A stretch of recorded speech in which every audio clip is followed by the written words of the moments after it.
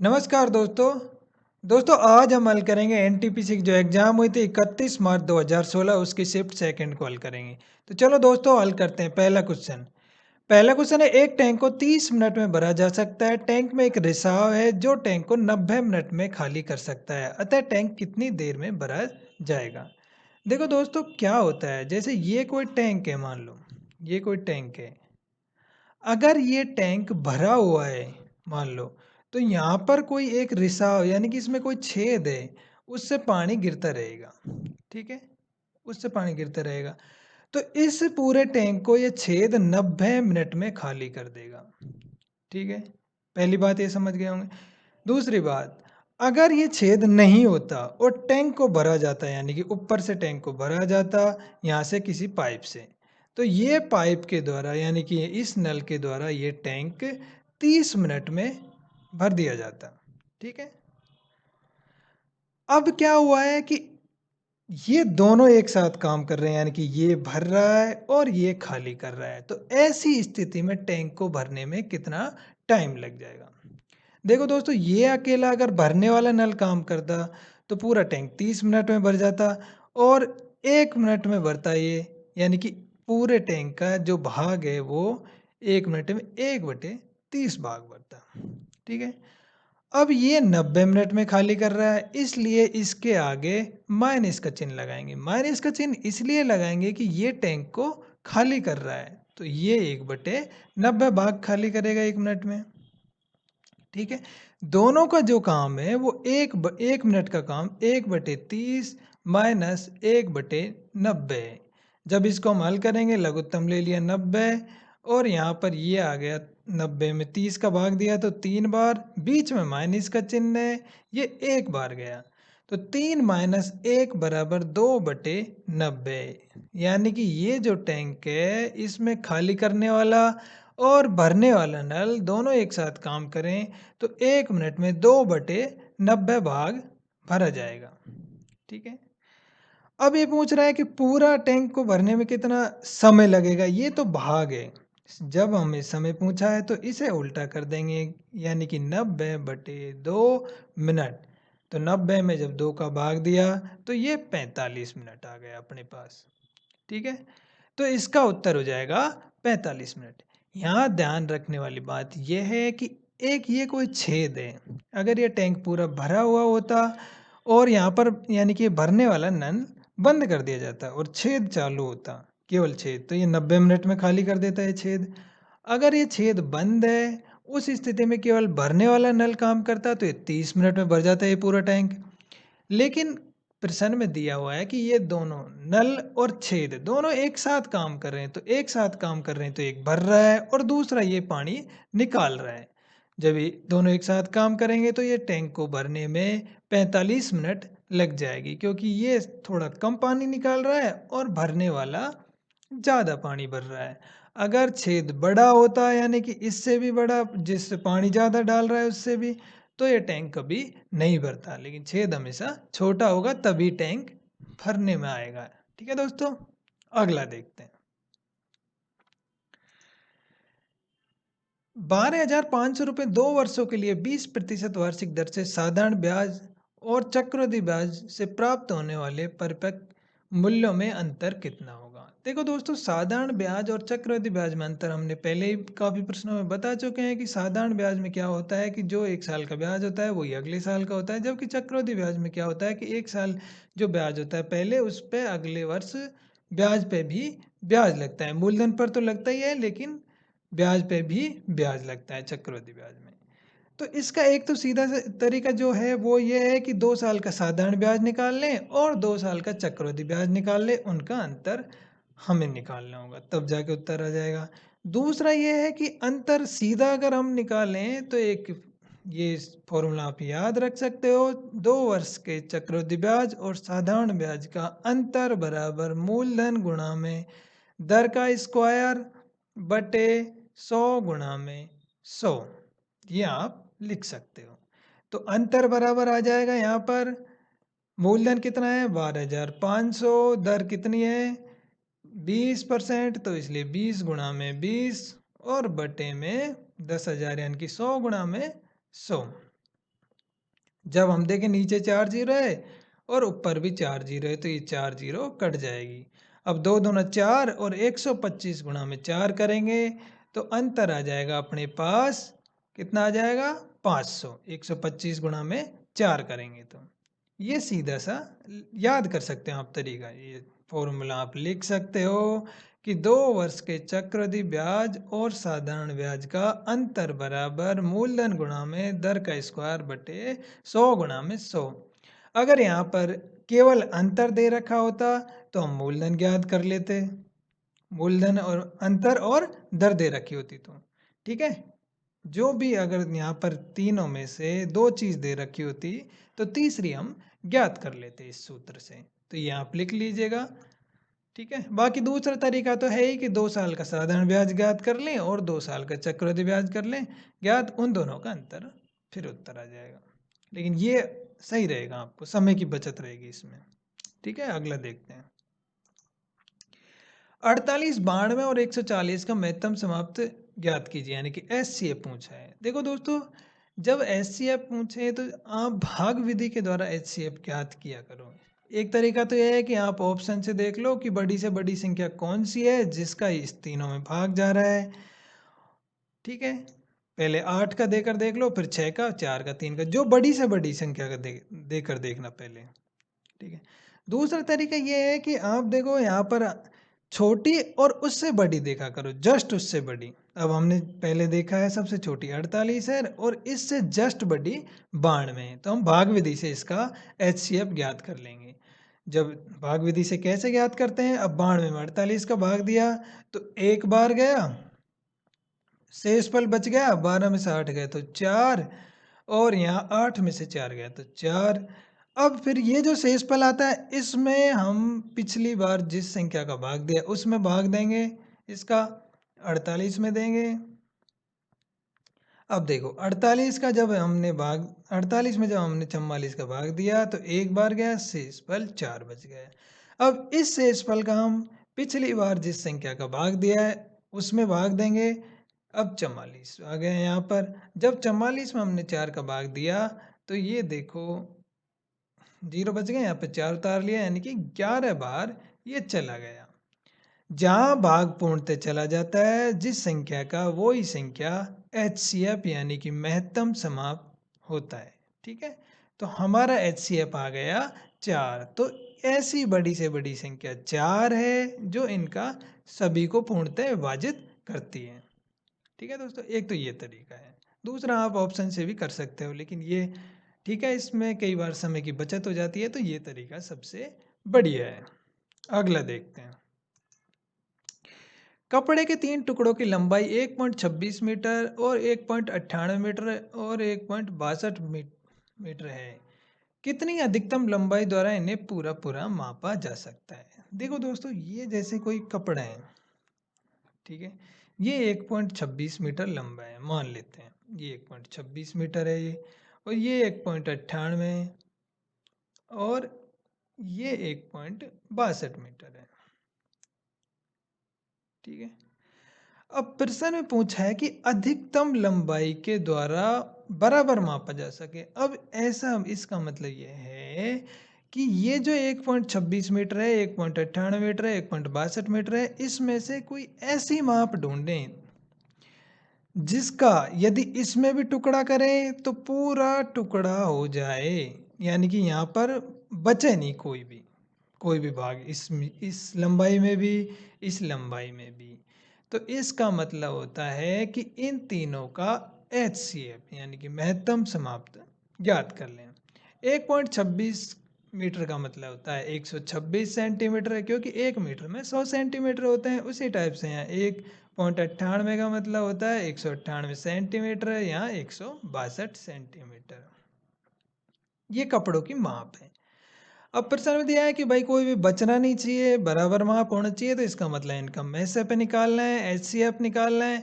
तो हमने अभी पिछले प्रश्न में बताया था कि सबसे छोटी और जस्ट उससे बड़ी संख्या लेना और भाग द्वारा आप एचसीएफ ज्ञात कर लेना। चाहे तो ऑप्शन से देख लेना कि सबसे बड़ी संख्या कौन सी है जिसका इस तीनों में पूर्णतः भाग जा रहा है, या फिर आप भाग विधि से ज्ञात कर लेना। तो जब भाग विधि से ज्ञात करेंगे तो देखो सबसे छोटी संख्या 126 है और इससे जस्ट बड़ी 162 है। अब देखो 162 में जब हमने 126 का भाग दिया तो एक बार चला गया।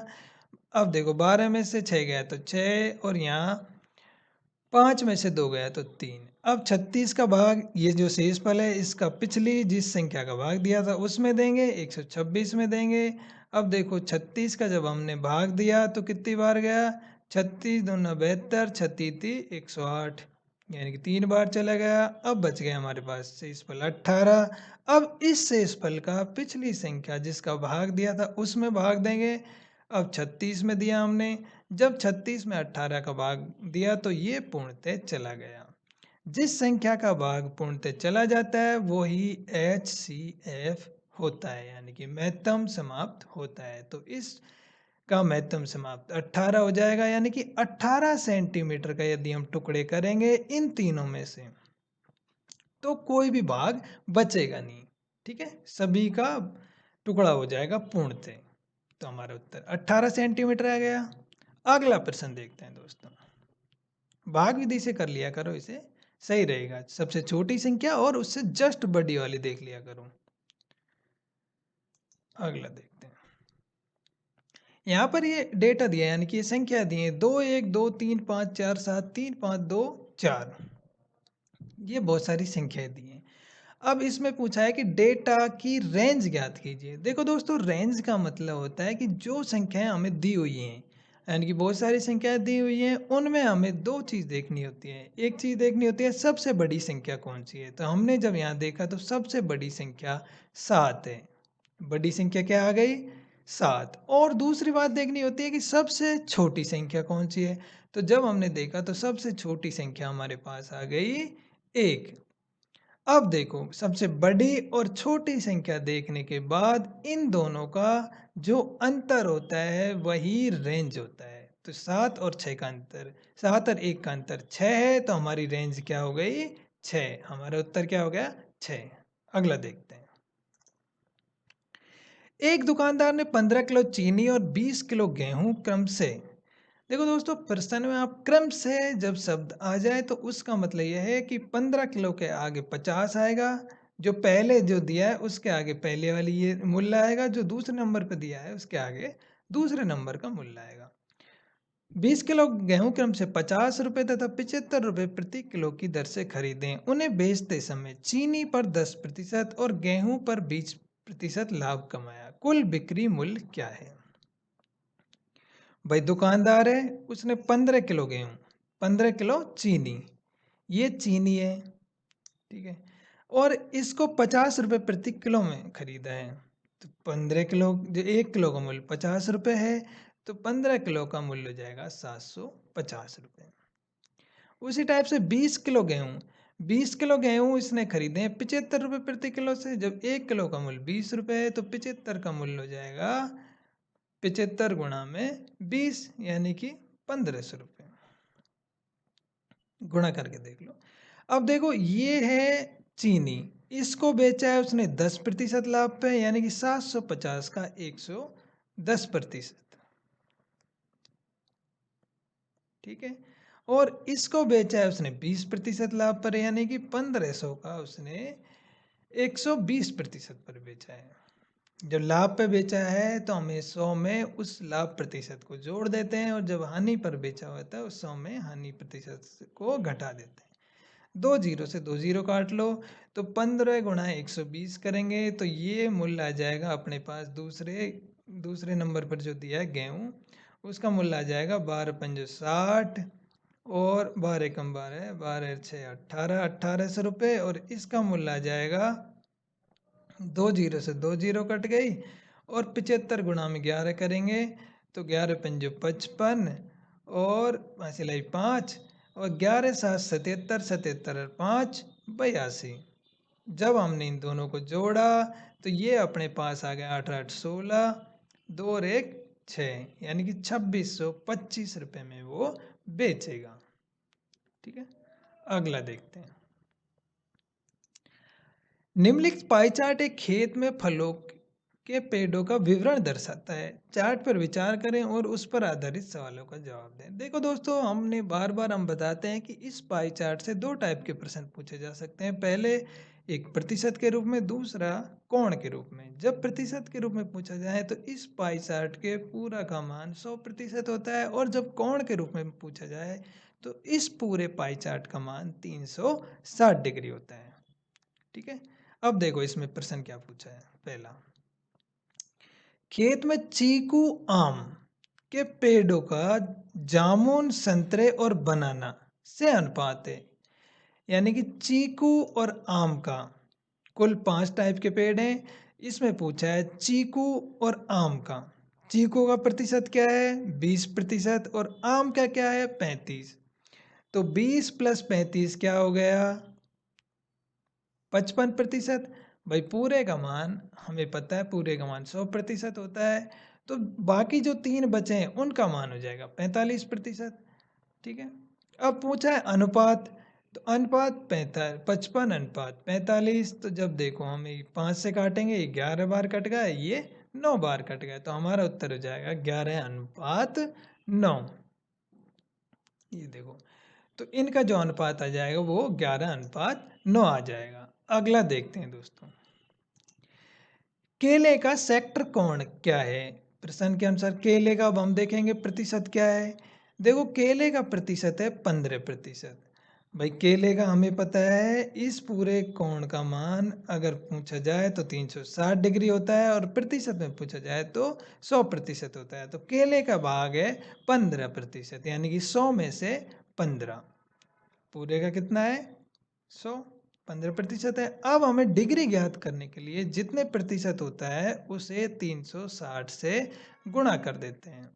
ये देखो, 0 से 0 कट गई, और 5 से ये काट लो 3 बार, 5 से इसे काट लो 2 बार, और इसे 2 से काट लो 18 बार, और 18 गुणा में 3 करेंगे तो 54 डिग्री। अब हमारे पास हमें पता लग गया है कि ये जो केले का प्रतिशत है, इसका यदि कोण ज्ञात करना हो, ये वाला भाग, तो ये 54 डिग्री का है, 54 डिग्री का। तो हमारा उत्तर हो जाएगा 54 डिग्री। ठीक है दोस्तों, अगला देखते हैं। निम्नलिखित दशमलव संख्याओं में से सबसे छोटी संख्या ज्ञात करें। देखो दोस्तों, यहाँ पर इन संख्याएं, जब कोई संख्या गुणा में दे रखी है और उनके आगे पॉइंट लगा है, यानी कि दशमलव लगी है, तो हमें दशमलव बाद में देखेंगे, पहले सीधी संख्या गुणा कर लेंगे। तो 2 गुणा में 2 4, 4 गुणा में 2 करेंगे तो पहले ए का मान आ जाएगा अपने पास 8 आ जाएगा। अब हमें दशमलव लगानी है। तो जब दशमलव लगानी है तो हमें देखना है कि कितनी संख्याओं के दशमलव लगे हैं। यहाँ पर एक छोड़कर लगी हुई है, यहाँ पर भी एक छोड़कर लगी हुई है, यानी कि 2 हो गई कुल दशमलव, और यहाँ पर भी एक छोड़कर दशमलव लगे, यानी कि कुल 3 अंक छोड़कर दशमलव लगे हैं। तो हम 8, एक अंक तो ये 8 है, हमारे पास 8 ही आया गुणा करने पर। अब हमें 3 अंक छोड़कर दशमलव लगानी है, इसलिए 8 के बाएं साइड, यानी कि इधर हम 0 बढ़ा देंगे, बाएं साइड बढ़ाएंगे। अब यहाँ पॉइंट लगाएंगे तो इसका मान आ जाएगा 0.008। ध्यान रखना, ये बाएं साइड बढ़ानी है 0। अगला देखते हैं बी का। बी का मतलब है कि 0.02, यानी कि हम 0.02 को जब बटे में 3 दे रखा है, तो देखो दोस्तों, यहाँ पर दशमलव हटाने के लिए हम क्या कर सकते हैं कि ऊपर 2 अंक छोड़कर दशमलव है, 1 और 2, ये वाला काउंट नहीं होता, ये 0। ठीक है, पॉइंट के इधर वाला काउंट होता है। जब 2 अंक छोड़कर दशमलव है तो हम दशमलव को हटाने के लिए उस संख्या के नीचे 1 के आगे उतनी ही 0 लगा देते हैं जितने अंक छोड़कर दशमलव है। तो हम यहाँ 0.02 को 2/100 लिख सकते हैं, और बटे में हम लिखेंगे 3, क्योंकि 3 भागित में है। अब देखो, अब इसका मान आ गया अपने पास 2/300। जब 2 में हम 300 का भाग देंगे तो देखो, यहाँ अलग भाग देकर देख लेंगे, 2 में 300 का भाग देकर देख लेंगे। अब 300 का भाग नहीं जा रहा, इसलिए यहाँ पॉइंट लग गई और यहाँ 0 लग गई। फिर भी भाग नहीं जा रहा, यहाँ 0 लग गई, या पॉइंट यहाँ भी 0 लग गई। फिर भाग देकर देखा तो यहाँ 0 लग गई। अब देखो, 300 का जब भाग दिया तो यहाँ पर 1800 बार चला गया और यहाँ 6, यानी 6 लिख देंगे। 6 बार गया, 3 से गुणा हम 6 करेंगे। तो इस बी वाले का जो मान आया है वो अपने पास आया है, यहाँ पर लिख सकते हैं, ध्यान रखना ये बी का मान आया है 0.006। ठीक है, अब सी का मान देखेंगे। सी का मान का मतलब है कि 0.01/2। तो देखो एक यहाँ पर ये पॉइंट है, इसको 2 अंक छोड़कर दशमलव लिखिए तो हम 1/100 लिख सकते हैं, और नीचे बटे में भी 2 है इसलिए हम लिख देंगे 1/200। जब हमने 1 में 200 का भाग दिया तो देखो यहाँ पर पॉइंट लग गई, ये 0 लग गई, फिर 0 लग गई, तब भी भाग नहीं गया, फिर 0 लग गई, तो ये अपने पास फिर भाग दिया 200 का, तो यहाँ 5 बार गया, तो यहाँ हम लिख देंगे 0.005। ये जो मान आया अपने पास ये सी का है। अब डी का देखेंगे। डी का देखेंगे तो देखो यहाँ पर सीधा हम पहले गुणा कर लेंगे, 2 दूना 4। ठीक है, 4 गुणा में 1 करेंगे तो हमारे पास डी का मान आ जाएगा 4। अब देखने हमें दशमलव कितने अंक छोड़कर है, तो यहाँ पर 1 अंक, यहाँ पर 2 अंक और 3 अंक, कुल 3 अंक छोड़कर दशमलव लगानी है, इसलिए हम 0 0 यहाँ पर लिख देंगे। 3 अंक हो गए। तो अब प्रश्न में पूछा है कि सबसे छोटी संख्या क्या है, तो देखो सबसे बड़ी तो अपने पास ये है डी, और उससे छोटी बी, उससे छोटी सी, सबसे बड़ी ए है, और उससे छोटी बी, उससे छोटी सी, और सबसे छोटी संख्या है वो है डी। तो हमारा उत्तर हो जाएगा डी। देखो दोस्तों, इस क्वेश्चन को हमने गुणा करके इसलिए बताया है कि ताकि आपको ध्यान रहे कि कितने अंक छोड़कर हमें दशमलव लगानी होती है, बाकी इसमें कुछ नहीं है, केवल गुणा करना है। अगला देखते हैं, निम्नलिखित में से कौन सी संख्या 1184 में से घटाई जानी चाहिए ताकि प्राप्त संख्या 21 से पूरी तरह विभाजित कर हो जाए। अब देखो दोस्तों, यहाँ पर सीधा दिया हुआ है भाई 1184 में से कौन सी संख्या है घटाएं कि 21 से पूरी तरह भाग चल जाए। तो हम पहला सीधा ही 21 को भाग देकर देख लेंगे। तो 1 ही पंजो 105, 5 बार गया, बच गए 13, उतार लिया 4 का। जब 21 गुणा में 6 करेंगे तो 126 आ जाएंगे। अब बच गए 8। जब हमने 1184 में 21 का भाग दिया तो शेष फल हमारे पास 8 आ गया, यानी कि 1184 में से जब हम 8 घटा देंगे तो वो संख्या जो बचेगी वो 21 से पूर्णतः विभाजित हो जाएगी, तो हमारा उत्तर 8 आ जाएगा। अगला देखते हैं, जब माँ की आयु 43 वर्ष थी तब पुत्र की आयु, माँ और पुत्र की आयु में 21 वर्ष का अंतर था। यदि पिता माँ से 3 वर्ष बड़ा हो तो जब पिता की आयु 50 वर्ष होगी तब पिता और पुत्र की आयु में अंतर कितना होगा। देखो दोस्तों, ये प्रश्न थोड़ा ऐसे घुमा रहा है, लेकिन ये प्रश्न जैसे बोल रहा है वैसे ही चलो आप। कि भाई जब माँ, यहाँ प्रश्न में दे रखा है माँ और पुत्र की आयु में 21 वर्ष का अंतर था। कब? जब माँ की उम्र 43 साल थी। जब माँ 43 साल की थी और पुत्र उससे 21 साल छोटा था, क्योंकि भाई माँ ही तो बड़ी रहेगी। तो 43 में से 21 गया तो उस टाइम पुत्र की उम्र थी, वो थी 22 साल। ठीक है, आ गया क्लियर। यहाँ पर यदि पिता माँ से 3 वर्ष बड़ा है तो उस टाइम, जिस टाइम माँ की उम्र 43 साल थी तो उस टाइम पिता की उम्र 46 साल थी।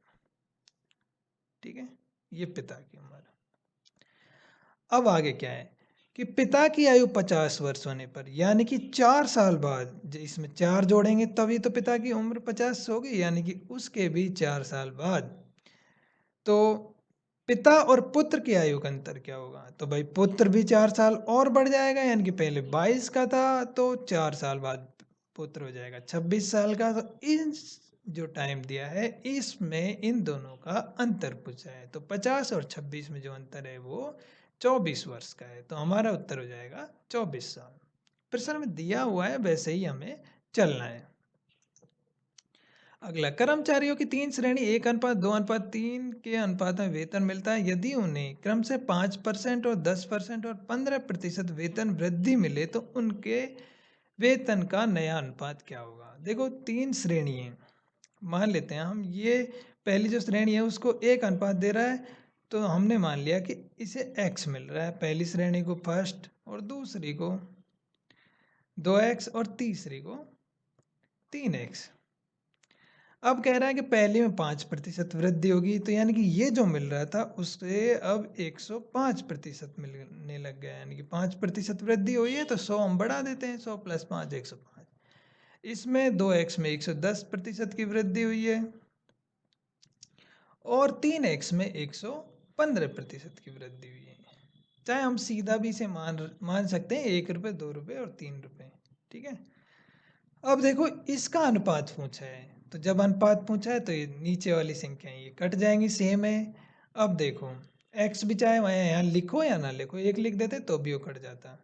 देखो x से x वो तो यहाँ लिख रहे हैं तब भी यहाँ कट रहा है। अब ऊपर अपने पास आ गया 105 और अनुपात 220 अनुपात 345।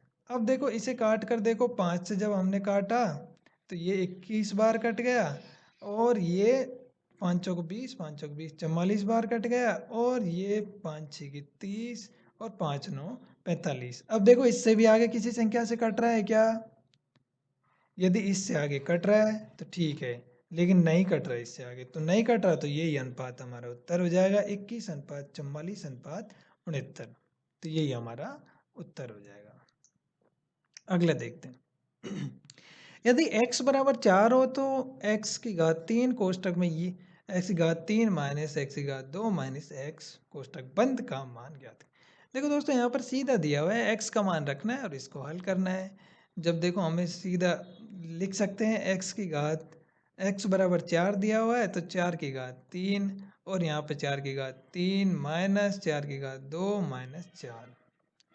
अब देखो पहले कोष्टक को हल करेंगे, तो देखो हमने जब कोष्टक हल करा था यहाँ 64, यहाँ 16 और ये 4, तो माइनस माइनस का 20 हो गए और ये प्लस का 64 हो गए, तो कोष्टक में 64 माइनस 20 ये 44 आ गया और 4 की घात 3 या 64 है ही, तो 64 गुणा में 44। जब 64 गुणा में 44 करेंगे तो 4 चौक 16, 4 छक 24 और 1 25 और इधर भी 256।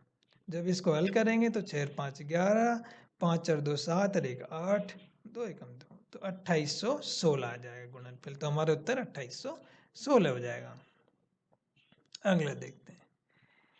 एक काम को 25% एक दिन में समाप्त करते हैं।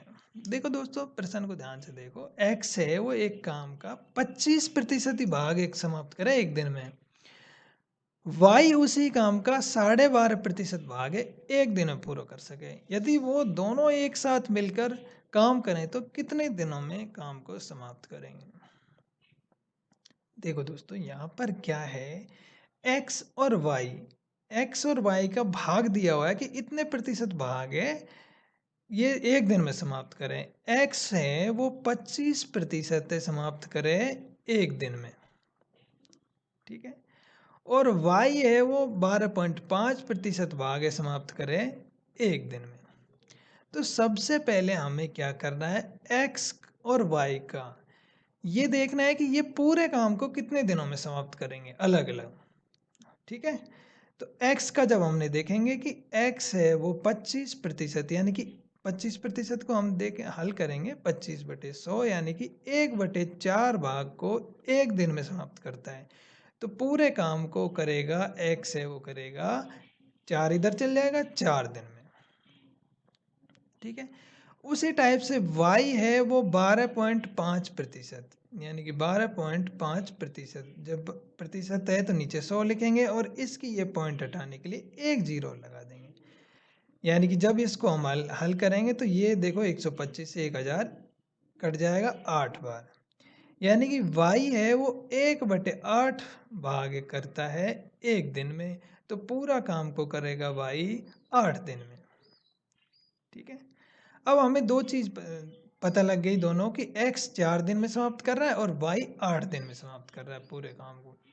प्रश्न में देखना, सबसे पहले आपको ये देखना है कि दोनों कितने दिनों में अलग अलग पूरा कर रहे हैं काम को। हमें पता है x 4 में और y 8 दिन में, तो x का एक दिन काम 1/4 भाग और y का एक दिन काम 1/8 भाग, दोनों मिलकर काम करेंगे एक दिन में 1/4 प्लस 1/8 भाग, लघुत्तम लिया तो 2 प्लस 1 यानी कि 3/8 काम। एक दिन में वो काम करेंगे 3/8 काम। अब पूरा काम ज्ञात करेंगे तो ये उल्टा हो जाएगा, यानी कि 8 में हम 3 का भाग देंगे। जब 8 में हमने 3 का भाग दिया तो 3 दूनी 6, शेष बच गया 2। अब ये 2 में 3 का भाग नहीं जा रहा, इसलिए यहाँ पॉइंट रख दिया, यहाँ 0 रख दिए, तो 3 6 18, फिर यहाँ 6 बार चला गया, फिर यहाँ 2 में भाग नहीं जा रहा, इसलिए यहाँ फिर 0 रख दी और 3 6 18, यानी कि 2.66। जब लगभग 2.66 आ रहा है, यहाँ 2.67 इसलिए आ जाएगा कि हम जब लगातार कोई संख्या पॉइंट के इधर 5 से बड़ी रिपीट हो रही है तो इस लास्ट वाली संख्या को हम बढ़ा सकते हैं, यानी कि 6 को 7 कर सकते हैं, तो हमारा उत्तर 2.67 आ जाएगा। देखो दोस्तों, क्या है कि जब भी ऐसा समीकरण दिया होता है तो हमें समीकरण में सबसे पहले क्या देखना होता है कि किसी भी एक पद का मान, यानी कि जैसे ये x प्लस 2y बराबर 27 है, हम मान लेते हैं कि ये समीकरण एक है। दूसरा है कि x माइनस 2y बराबर -1, इसको मान लेते हैं ये समीकरण नंबर 2 है। ठीक है, हमें जब ऐसे समीकरण मिलते हैं तो सबसे पहले ये देखना है किसी भी एक पद का मान, यानी कि ये ए बी होते या एक्स वाई है यहाँ पर, तो या तो x का मान दोनों में एक समान हो या y का मान। पहली बात ये देखनी है कि इन दोनों का किसी भी एक का मान समान है क्या। दूसरी बात ये देखनी है कि यदि मान समान नहीं है तो हमें क्या है उसका मान समान करना होता है, कि किसी भी ऐसी संख्या से दोनों समीकरणों को गुणा करेंगे अलग अलग संख्याओं से ताकि एक का मान समान हो जाए। अब देखो, मान समान करने के बाद हम देखेंगे कि इन दोनों के बीच में एक जैसा चिन्ह है या अलग अलग है। तो जिस संख्या को हमने समान करा है उस संख्या का चिन्ह बदलना चाहिए, यानी कि अगर हम घटाएंगे तो चिन्ह बदल जाएगा। तो देखो, यहाँ पर ये दोनों के मान समान है, x का भी और y का भी, और चिन्ह भी अलग है। जब ऐसी स्थिति हो तो हम दोनों समीकरणों को जोड़ेंगे, जोड़ने पर 2y से 2y कट जाएगा क्योंकि ये माइनस का है और ये प्लस का है, तो इधर 2x आ जाएगा। यहाँ पर 27 में से एक गया तो 26, और x बराबर अपने पास आ जाएगा 13। जब अपने पास x का मान आ गया तो किसी भी समीकरण में x का मान रखने पर y का मान आ जाएगा। जैसे हमने समीकरण फर्स्ट में रखा x की जगह 13 प्लस 2y बराबर 27 है, 13 इधर गया तो 2y बराबर 27 में से 13 गया तो यहाँ पर 14 आ जाएगा, तो y बराबर अपने पास आ जाएगा 7, तो हमारा उत्तर हो जाएगा सी। अगला देखते हैं दोस्तों, 10 11 12 9 8 समुच्चय का मानक विचलन ज्ञात कीजिए। देखो दोस्तों, इस प्रश्न को हमने अलग से वीडियो में भी बताया है, फिर भी हम यहाँ फिर से बता रहे हैं। मानक विचलन ज्ञात करते समय सबसे पहले हमें क्या करना हो, औसत ज्ञात करना होता है। तो औसत ज्ञात करने के लिए क्या करते हैं, राशियों का योग बटे राशियों की संख्या। राशियों का योग कितना हो जाएगा, यहाँ 10 और ये सीधा यहाँ 20 कर लो, 10 और 20 30, और 30 और 20 50, यानी कि इनका योग हो गया 50। 50 बटे राशियों की संख्या है, यानी कि 10, तो 50 बटे राशियों की संख्या 5, तो औसत आ जाएगा अपने पास 10। औसत ज्ञात करने के बाद क्या करेंगे, ये जो संख्याएं दी हुई हैं 10 11 12 9 8, इसमें से औसत को घटा देंगे सभी में से। सभी में से घटाने के बाद जो अंत आएगा अपने पास, यानी कि यहाँ 1 आ रहा है, यहाँ 2 आ रहा है, यहाँ 1 आ रहा है, यहाँ 2 आ रहा है, देख लेंगे अंतर, इन दोनों का अंतर। वो जो अंतर आएगा उसका वर्ग करेंगे तो 0 का वर्ग 0 आ जाता है, यानी कि 0 को लिखें या ना लिखें उससे कोई फर्क नहीं पड़ेगा जोड़ने में। 1 का वर्ग 1, 4 2 का वर्ग 4, 1 का वर्ग 1 और 2 का वर्ग 4। तो अपने पास संख्या हो गई 2 और 1 और 4 5, 5 और 1 6, 6 और 4 10। ये जो वर्गों का योग आ रहा है 10, इसमें हम संख्याओं की संख्या का भाग दे देंगे, यानी कि 10 बटे 5, और इसका वर्गमूल निकालेंगे। 10 बटे 5 करा तो अपने पास 2 आ गया, और 2 का वर्गमूल निकाला तो √2 हो गया। तो हमारे पास जो मानक विचलन आएगा वो √2 आएगा। हो सकता है, उम्मीद है कि इसमें आपको समझ में आ गया होगा। यदि नहीं समझ में आया तो और लेंथ डिटेल में अलग से इसका वीडियो बनाया मानक विचलन का, उसमें इंपॉर्टेंट क्वेश्चन वाले प्लेलिस्ट में आप देख सकते हो।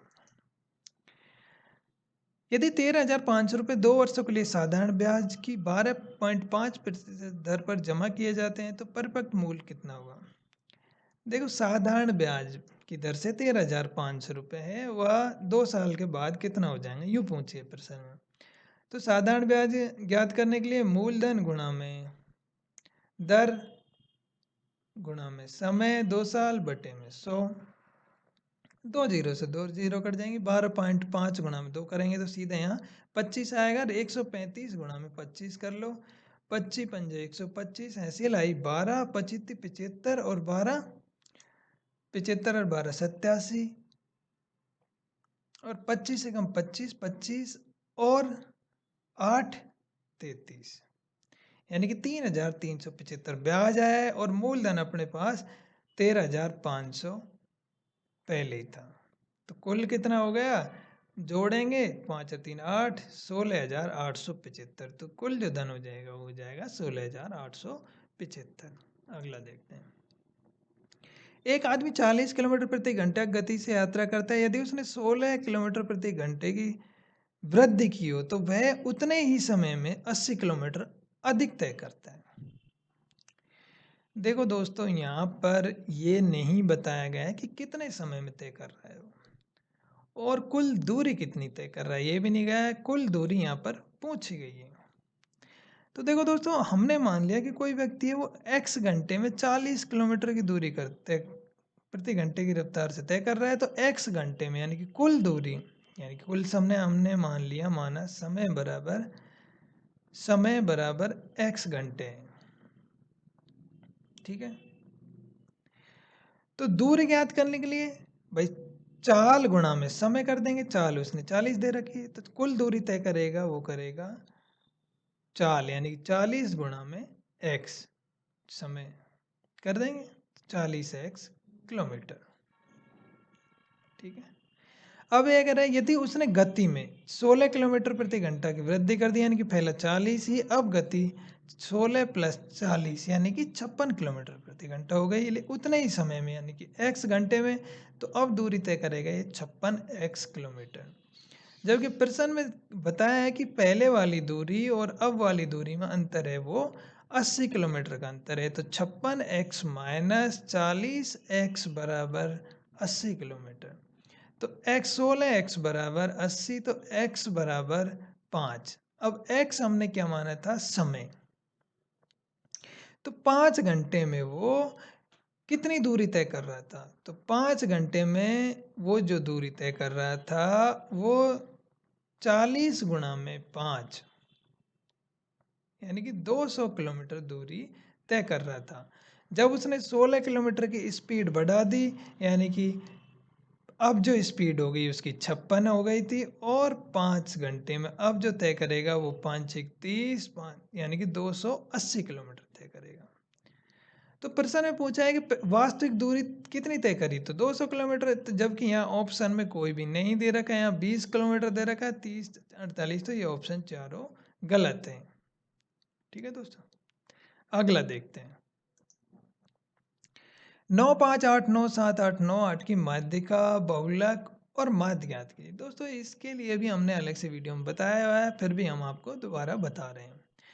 देखो दोस्तों, हमें क्या करना होता है, ये जो संख्याएं दी हुई हैं इन्हें हमें देखना होता है सबसे छोटी संख्या कौन सी है। सबसे छोटी संख्या देखी हमने 5, 5 देखा कितनी बार है, एक बार ही। 5 से जस्ट बड़ी संख्या है वो है 7, 7 देखा कितनी बार है, एक बार ही। 7 से जस्ट बड़ी संख्या है 8, 8 कितनी बार है, एक बार, दो बार और तीन बार। तो 8 को हम 3 बार लिख देंगे। 8 से जस्ट बड़ी संख्या है 9, 9, अब देखो 9 कितनी बार है, एक बार, दो बार, तीन बार, चार बार। तो 9 को हम 4 बार लिख देंगे, 2 3 और 4। अब देखेंगे हमने उतनी ही संख्या लिखी है ना जितने प्रश्नों में दी हुई है। प्रश्न में कहीं कम या ज़्यादा तो नहीं लिख दी। ये क्लियर कर लेंगे एक बार, क्योंकि इससे गलती नहीं होगी। तो 1 2 3 4, ये 4 और 4 और 4 8 और एक 9, 9 अंक दिए हुए हैं। तो हमने भी क्या 9 अंक लिखे हैं, क्या 4, यहाँ पर, यहाँ तक देखा, देखो 3 4 5 6 7 8 9 अंक लिखे हैं, ठीक है। ये जरूर मिला लेना, उतने ही अंक लिखे हैं ना हमने, कहीं कम या ज़्यादा तो नहीं हो गए। अब उत्तर देंगे इसका हम। देखो दोस्तों, माध्यिका, बहुलक और माध्य सबसे पहले प्रश्न में पूछिए, उसी क्रम से हम उत्तर देंगे। तो माध्यिका का मतलब होता है कि आरोही या अवरोही क्रम में। आरोही का मतलब होता है बढ़ते क्रम, बढ़ते क्रम का मतलब होता है पहले सबसे छोटी संख्या, उससे बड़ी, फिर उससे बड़ी, उससे बड़ी, इस टाइप से। तो हमने ये आरोही क्रम में जमाया है। तो आरोही क्रम में जमाने पर जो संख्या मध्य में आई है, यानी कि कुल संख्या 9 है, तो 9 का मध्य होगा जो संख्या 5वें नंबर पर है, वो संख्या माध्यिका कहलाती है। तो माध्यिका क्या आ जाएगी अपने पास उत्तर? 8। ठीक है।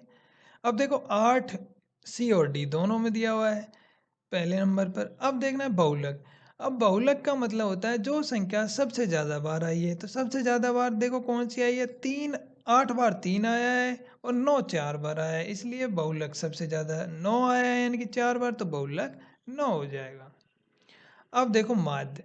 माध्य का मतलब होता है औसत, यानी कि राशियों का योग बटे राशियों की संख्या 5। अब योग ज्ञात करेंगे। 5 और 7 12, 12 8 20, 20 और 8 28, 8 36, 36 और 9 45, 45 और 9 54, 54 और 9 63, 63 और 9 72, यानी कि राशियों का योग 72 है और राशियों की संख्या है वो है 9।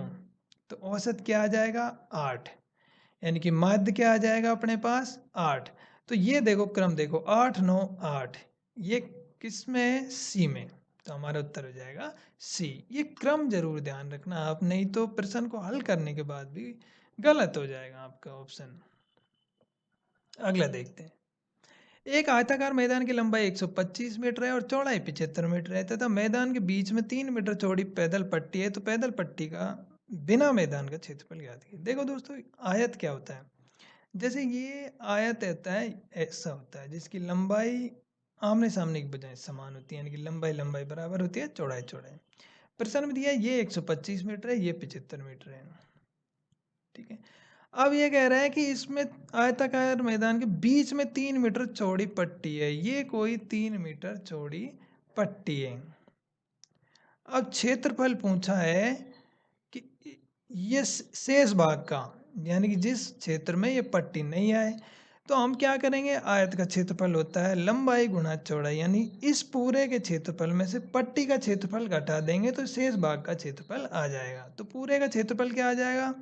125 गुणा में 75, क्योंकि आयत का क्षेत्रफल का सूत्र है लंबाई गुणा चौड़ाई, लिख सकते हैं आप। तो 55 25, 5 दूनी 10 और 2 12, 5 एकम 5 और 1 6, 7 5 35, 7 दूनी 14, 3 17, 7 एकम 7 और 1 8। तो पूरे भाग का जो क्षेत्रफल आया है वो आया है 9375 वर्ग मीटर। ठीक है। अब देखो पट्टी का क्षेत्रफल ज्ञात करना है हमें। भाई पूरे में से यदि पट्टी का घटा देंगे तो शेष भाग का क्षेत्रफल आ जाएगा अपने पास। अब पट्टी की देखो लंबाई, तो ये देखो सीधा 125 मीटर है और चौड़ाई प्रश्न में दी हुई है कि 3 मीटर है। तो पट्टी का क्षेत्रफल आ जाएगा 125 गुणा में लंबाई गुणा में चौड़ाई, यानी कि 125 गुणा में 3, तो 375। और कुल क्षेत्रफल में से 300 पट्टी का क्षेत्रफल घटा देंगे 375, तो शेष भाग का क्षेत्रफल आ जाएगा 9000 वर्ग मीटर। यही हमारा उत्तर हो जाएगा। इसी को पूछा है शेष भाग का क्षेत्रफल। अगला देखते हैं। एक वृत्त का क्षेत्रफल 616 वर्ग मीटर है, इसका व्यास ज्ञात कीजिए। देखो दोस्तों, प्रश्न में आप ध्यान रखना कि व्यास पूछा है या त्रिज्या पूछी है। इस टाइप के प्रश्न एसएससी सीजीएल मेंस में अक्सर आते हैं कि व्यास पूछ लेता है, जबकि हमारे पास जब इस प्रश्न को हल करेंगे तो त्रिज्या आएगी, तो हम सीधा त्रिज्या वाले ऑप्शन को टिक कर देते हैं। तो ऐसा नहीं हो कि प्रश्न को हल करने के बाद भी हम गलत कर दें उसे। तो देखो, वृत्त का क्षेत्रफल का सूत्र है पाई आर स्क्वायर। अब देखो हमारे पास पाई का मान हमें पता है 22/7 है। अब त्रिज्या का मान हमें ज्ञात करना है, ये 616 है। प्रश्न में दिया है इसका क्षेत्रफल। अब देखो 11 से काट लो, ये 2 बार कट जाएगा, या 11 से कट रहा है, 11 पंजू 55, 11 6 66, फिर ये 2 से 56 कट रहा है, 28 बार। तो अपने पास मान आ गया आर स्क्वायर बराबर 28 गुणा में 7। अब हमें आर निकालना है, त्रिज्या निकालनी है, तो दोनों साइड वर्गमूल करेंगे। तो इधर भी वर्गमूल करेंगे तो ये r हो जाएगा और इधर वर्गमूल करेंगे तो 28 गुणा में 7। जब देखो इसका या तो गुणनफल करने के बाद वर्गमूल निकाल लो, या सीधा हमें पता है कि 28 को हम लिख सकते हैं 2 गुणा में 2 गुणा में 7 गुणा में ये वाला 7 7 आ गया। अब देखो दो संख्या, जो संख्या 2 बार है उसे हम एक बार लिख देंगे वर्गमूल निकालते समय, और ये 7। तो त्रिज्या बराबर अपने पास आ गई 14। लेकिन अब देखो 14 भी ऑप्शन में दिया हुआ है, तो कई बार क्या करते हैं हम सीधा 14 टिक कर देते हैं। तो ध्यान रखना ये व्यास पूछा है, तो व्यास क्या होता है, त्रिज्या का 2 गुना, यानी कि 14 गुणा में 2 बराबर 28। तो हमारा उत्तर आ जाएगा 28। ठीक है दोस्तों, ये चीज को ध्यान रखना आप।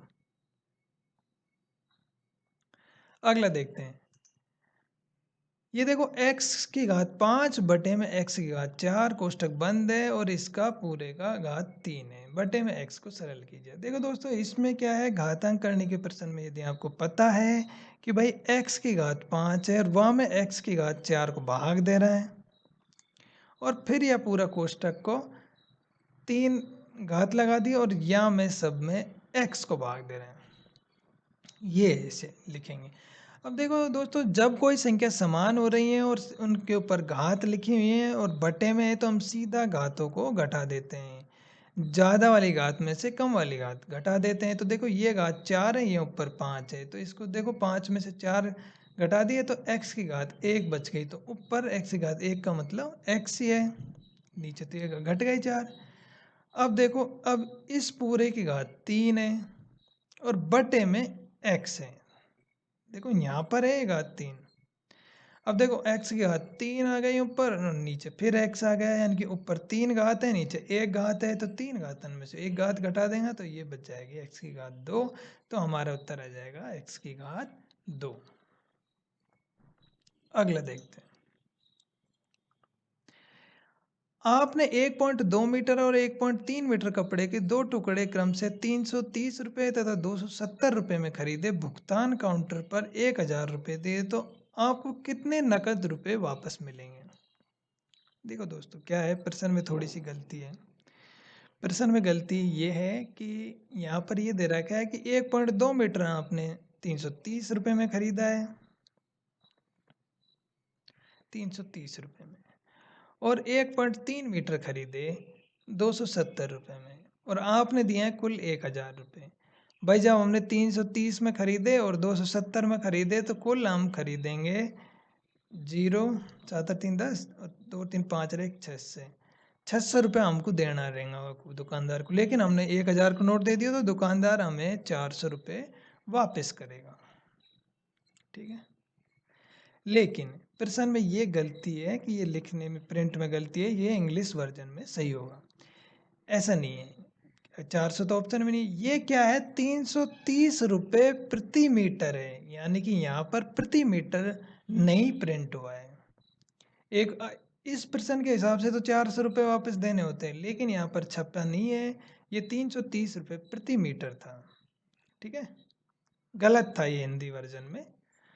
तो 330 रुपये को 1 मीटर आ रहे हैं, तो 1.2 मीटर कितना का आएगा, तो 1.2 गुणा में 330 कर देंगे, तो देखो कितना आ जाएगा, 12 × 36 और 12 कम 12 × 36 3 जोड़ दी 396 रुपये का। यहाँ 13 13 सत्तो 91 और 13 दूना 26 26 और 9 35, इतने रुपए का आ जाएगा। तो कुल कितने रुपए देने होंगे हमें, कुल रुपए देने होंगे 6 1 7 9 5 14 3 3 6 1 7 747 रुपये देने होंगे। लेकिन हमने दिए थे 1000, क्योंकि हमारे पास नोट 1000 का था, तो 1000 में से 747 घटा लेंगे तो वो वापस करेगा। 10 में से 7 गया तो 3 और 9 में से 4 गया तो 5, और फिर इधर 9 बच गया, 9 में से 7 गया तो 2, यानी कि 253 रुपये वो वापस करेगा। तो उत्तर क्या हो जाएगा, 253 रुपये। ठीक है दोस्तों, ये प्रश्न में प्रिंटिंग में गड़बड़ थी हिंदी वर्जन में, इंग्लिश वर्जन में ठीक था। तो क्या करा करो, कई बार अगर 2 या 3 बार पढ़ा करो हिंदी वर्जन में, अगर हिंदी वर्जन में समझ में नहीं आ रहा है यानी कि आपका प्रश्न गलत लग रहा है तो एक बार इंग्लिश वर्जन ज़रूर देख लिया करो। इंग्लिश वर्जन में भी गलत है तो ही प्रश्न गलत माना जाएगा, ठीक है। एक वस्तु 20% की छूट पर 2400 रुपये में बेची गई, यदि 25% हो तो वस्तु का विक्रय मूल्य क्या है। देखो दोस्तों, ये छूट होती है वो क्रय मूल्य पर होती है, यानी कि यहाँ पर वस्तु को 20% छूट पर, वैसे तो जो छूट होती है वो अंकित मूल्य पर होती है, ठीक है। लेकिन और ये जो छूट यानी कि यहाँ हानि होती है वो क्रय मूल्य पर होती है। लेकिन यहाँ पर देखो, मान लो हमने मान लिया कि अंकित मूल्य मान लो 100 रुपये है, या कुछ भी मान लेते हैं या 100% मान लेते हैं, तो ये छूट है यानी कि अंकित मूल्य का 80% है, वो है 2400 रुपये। तो 1% बराबर 2400 बटे में 80। अब ये कहना है कि 25% छूट देता है, यानी कि उसी अंकित मूल्य का 25% छूट देता है, तो हम 100 में से 25 घटाते हैं, तो यानी कि 75% ज्ञात करते हैं हमें, ठीक है। तो 75% ज्ञात करने के लिए देखो क्या करेंगे, ये 30 बार कट गया 80 से, और 75 गुणा में 30 करेंगे तो 3 पंजे 15, 3 7 21 और 1 22, 2250 रुपये में बेचता हूँ विक्रय मूल्य, ठीक है। अगला देखते हैं दोस्तों, केंद्र सरकार ए बी सी 3 राज्यों में एक निश्चित राशि 2:3:4 के अनुपात देती है, यदि सी को जो ए से 400 करोड़ रुपए अधिक मिलते हैं तो बी का भाग क्या है। देखो दोस्तों, यहाँ पर ए और बी और सी और तीनों के अनुपात दिए हैं 2:3:4। अब ये कह रहा है ए और सी का अंतर है, यानी कि सी ज़्यादा है, यानी कि सी माइनस ए बराबर 400 करोड़ है, जबकि अनुपातों में सी और ए का अंतर है 4-2, यानी कि 2 अनुपात बराबर 400 करोड़, तो एक अनुपात बराबर आ जाएगा 200 करोड़।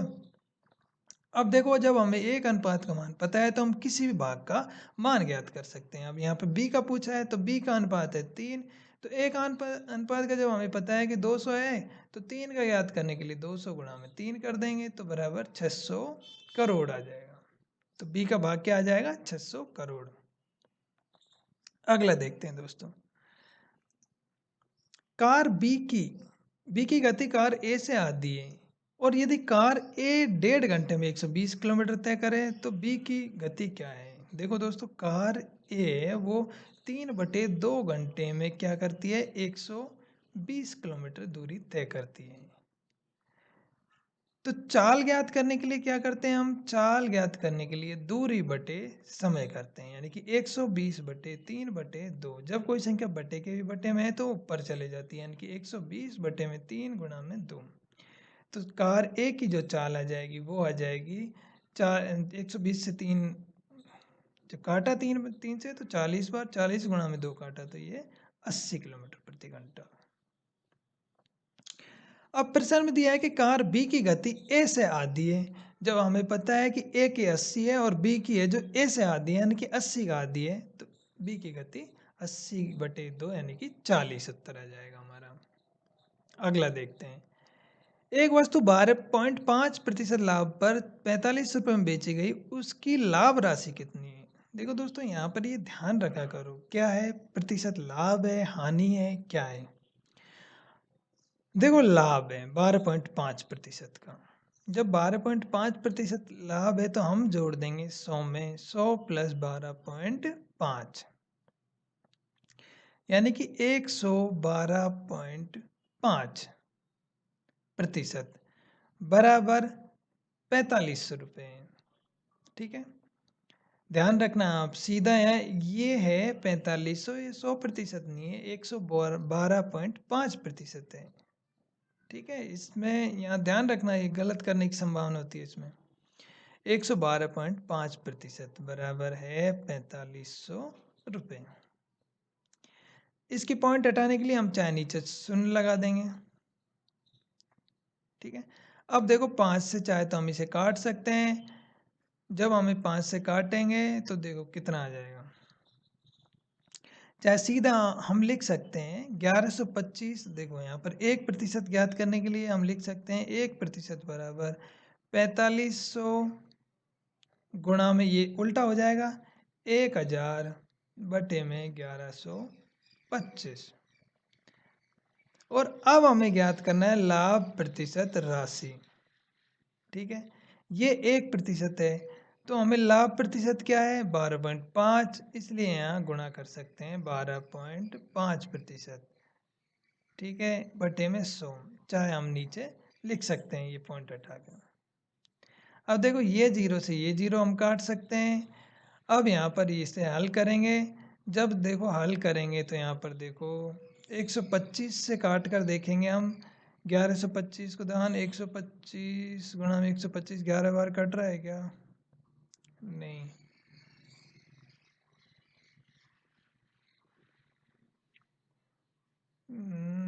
देखो 125 गुणा में 8 करेंगे तो 1000 आ जाएगा। देखो 11 बार कट रहा है क्या? नहीं, नहीं कट रहा।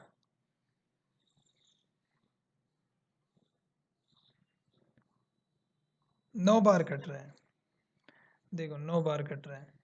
125 का जब हमने 11 से 25 काटा तो 9 बार कट गया, और ऊपर बच गया 4500 और नीचे बच गया 9, यानी कि 4500 बटे 9, तो हमारा उत्तर आ जाएगा 500।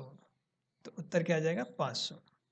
ठीक है दोस्तों, यहाँ पर ध्यान रखना है ये 12.5% लाभ है, ये 4500 का नहीं है। ये 4500 है वो तो खुद ही क्रय मूल्य का 112.5% है, इसलिए हम पहले 1% निकालेंगे, फिर हम सीधा 12.5% निकाल लेंगे। तो ठीक है दोस्तों, धन्यवाद वीडियो देखने के लिए, बहुत बहुत धन्यवाद। वैसे मैं कोशिश करता हूँ पूरी तरह कि आपको अच्छे से समझ में आए, फिर भी किसी को कोई दिक्कत हो तो कमेंट करके ज़रूर बताएं। धन्यवाद दोस्तों। यदि अभी तक आपने हमारे चैनल को सब्सक्राइब नहीं किया हो तो चैनल को सब्सक्राइब करें, और यदि वीडियो अच्छी लगी हो तो वीडियो को लाइक करें और अपने दोस्तों को ज़रूर शेयर करें। वीडियो देखने के लिए बहुत बहुत धन्यवाद।